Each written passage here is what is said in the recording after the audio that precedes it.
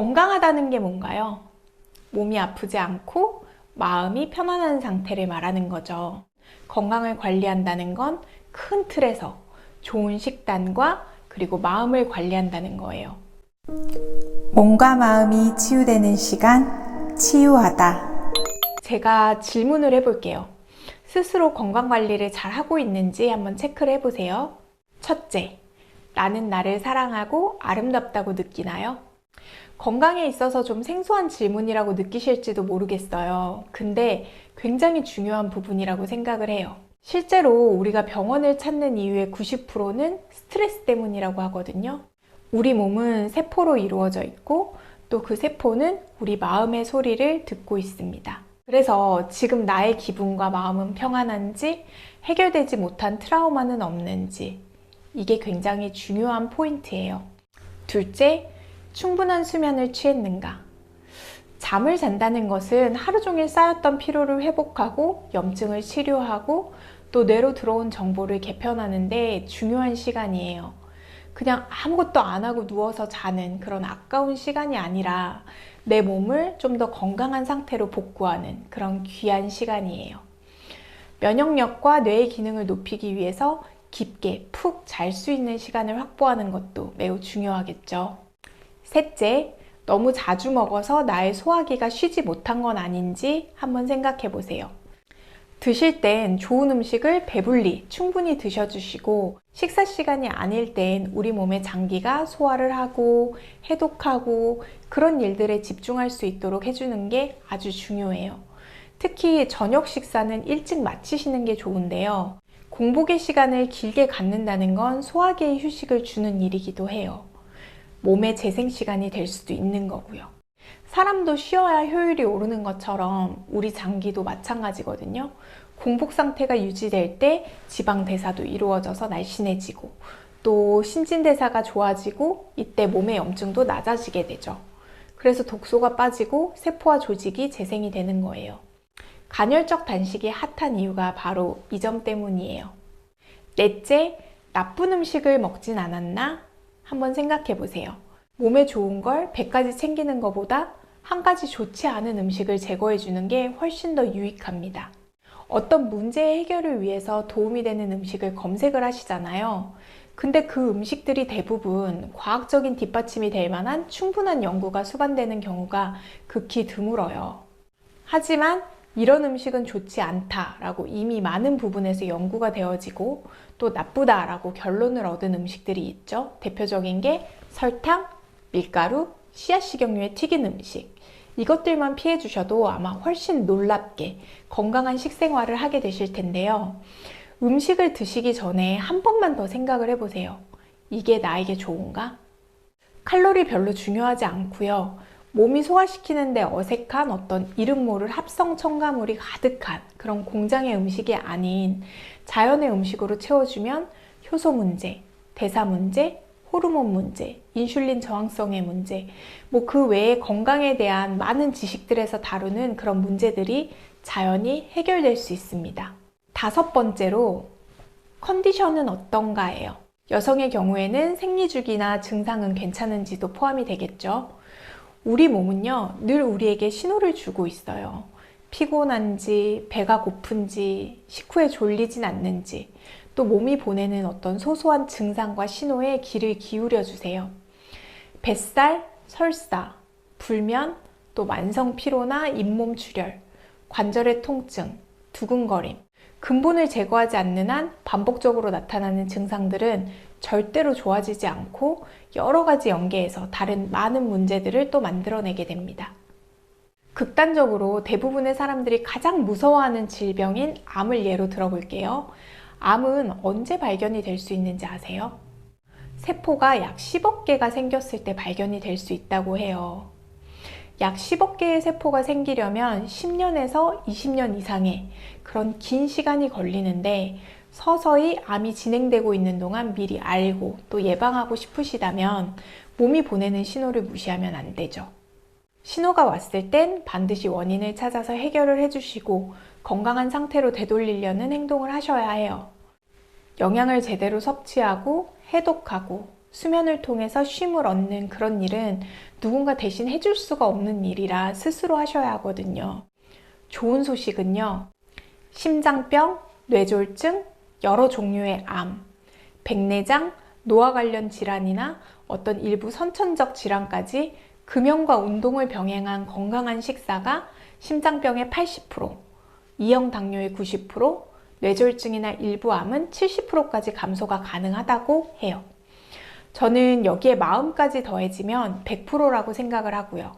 6번째 질문은 화장실은 다녀왔나요? 입니다. 먹는 것만큼이나 중요한 게 배변이에요. 죽을 똥 살 똥이라는 말이 있죠. 똥은 여러분의 하루의 식사에 대한 성적표 같은 거예요. 하루에 몇 번 대변을 보세요? 색은 어떠셨나요? 뭘 먹었을 때 대변이 무르죠? 또 냄새는 어떻던가요? 어떨 때 변비가 더 심한 것 같으세요? 소화를 늘 살피어서 드셔야 되고 또 몸의 반응을 살피면서 드셔야 합니다. 그러다 보면 자연스럽게 해결이 되는 건 어찌 보면 똥이거든요. 변비가 심하신 분들은 차전자피나 덱스트린 같은 제품을 많이 드시잖아요, 요즘. 그런 가공된 불용성 식이섬유는 우리가 먹었을 때 소화 효소에 의해서 거의 소화되지 않는 물질들이에요. 섬유질로서 쓰고 남은 양이 장 내에서 가스를 유발하게 되죠. 물론 섬유질이니까 변이 나오게 하는 역할을 하긴 합니다. 하지만 주의하셔야 될 점은 차전자피의 경우 변만 흡착하는 게 아니라 미네랄도 흡착을 할 수 있어요. 드신 음식 속에서 미네랄을 잘 흡수하는 것도 건강에 있어서 중요한데 너무 과용하시면 몸의 상태가 더 안 좋아지실 수도 있죠. 장기간 드시면 영양의 불균형을 초래할 수 있으니까 먹고 싸고 자는 일은 스스로 하실 수 있어야 해요. 한 가지 더 이런 제품을 밤에 드시는 거에 대해서 주의하셔야 될 점은 주무시기 전에 드실 경우 굉장히 다양한 성분을 밤새 우리 간이 또 분해해야 된다는 점이에요. 밤에는 우리 장기도 쉬어야 하잖아요. 밤새 일을 시키게 됩니다. 사실 이런 모든 것들이 너무나 중요한데 삶이 너무 바쁘고 쫓기는 듯 하다 보면 스스로를 잘 돌보는 게 뭔지 모르고 살아가시는 분들이 너무 많아요. 사실 30대의 저는요, 굉장히 저를 혹사시키는 사람이었어요. 건강업계에 있었지만 건강하지도 않았고 이루고 싶은 일이 너무 많았어요. 그러다 보니까 아침 일찍 일어나서 밤늦게까지 일을 놓지를 못하겠는 거예요. 좋은 엄마도 돼야 되고 돈도 벌어야 하고 음식을 먹고 또 잠을 자고 이런 당연한 시간들이 당연하지가 않게 느껴졌어요. 출산 후에 이미 신체 리듬은 깨져 있었고 매일 새벽 4시까지 공부를 하고 일을 하다 보니까 끼니를 챙기는 거는 상상할 수도 없고 배고프면 그냥 한 끼를 때우게 되는 날이 참 많아지더라고요. 당연히 마음이 어떤지 내 몸이 어떤 신호를 보내는지는 관심을 가질 여유도 없었던 것 같아요. 결국은요, 여러 가지 건강의 이상 사인이 작게 생겼었고 작은 수술도 여러 번 받게 되고 그런 후에도 제대로 깨닫지 못해서 결국은 침대에서 꼼짝도 못하는 상황이 되어서야 한숨을 돌리고 저를 진심으로 돌보기 시작했어요. 아마 마음은 정말 관리를 하고 싶으신데 대체 어떻게 해야 하는 건지 감이 안 오는 분들이 있으실 거예요. 저는 이제 그런 분들에게 아기 돌보듯 스스로를 돌보기 시작하시면 된다라고 말씀을 드려요. 그러면 조금 이해가 빠르다고 하시더라고요. 왜 아플까? 왜 치료해도 낫지 않을까? 왜 살이 찔까? 모든 시작은 먹고 소화를 시키고 영양을 흡수하고 배변하고 또 그것들을 주관하는 우리의 마음. 이 중 어딘가에 문제가 생기면 건강에 문제는 생깁니다. 아이를 기르듯 스스로에게 관심과 사랑을 좀 가져주세요. 배고프면 단순히 배를 채우기 위한 음식을 넣어주는 게 아니라 이게 나에게 좋은가 생각해 보세요. 우리가 사랑하는 아이 낳아서 기를 때 얼마나 많은 것들에 관심을 주시나요? 아무거나 먹이고 아무거나 바르지 않잖아요. 그렇게 자신도 돌봐주세요. 질문 하나 할게요. 여러분 오늘 뭐 드셨나요? 사실 내가 먹는 음식만큼 현재의 내 상태를 잘 보여주는 게 없어요. 몸도 마음도 여유가 없어서 나 스스로를 돌보지 못하는 상황에서는 식사를 챙기는 게 아니라 그냥 배고픔을 때우는 것으로 대신하게 되거든요. 어딘가 아픈 통증이 있거나 건강이 이전 같지 못하다고 느끼신다면 혹은 어떤 진단을 받으신 후에 무거운 마음이시라면 우선 나를 먼저 사랑해 주세요. 그리고 사랑하는 사람을 돌보듯 나를 대해 주세요. 때론 좀 귀찮은 걸 기꺼이 해줘 보세요. 나를 위해서 장을 보고 조금 건강한 재료로 만든 음식으로 나를 대접해 주고 또 속상하고 힘든 마음이 있으면 그 마음을 어루만져 주는 게 참 중요해요. 지금껏 자기를 잘 챙기지 못해 오셨다면 아마 하루만 이렇게 해보셔도 어떤 분은 이거 좀 벅찬데? 그런 생각이 드실 거예요. 당연합니다. 다 바쁜 세상에서 나 하나 챙기기도 그렇게 바쁜데 나마저 나를 나 몰라라 하면 누가 나를 돌봐주나요?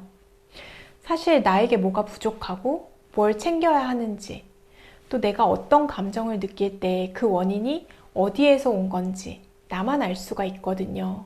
그런 부분들을 찾으셨다면 직접 돌봐주세요. 스스로 건강한 아이덴티티를 한번 만들어 보세요.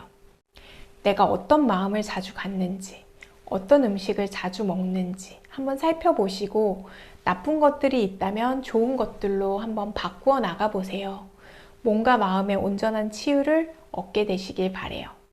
나는 특별하게 창조된 세상의 하나뿐인 아주 소중한 존재예요.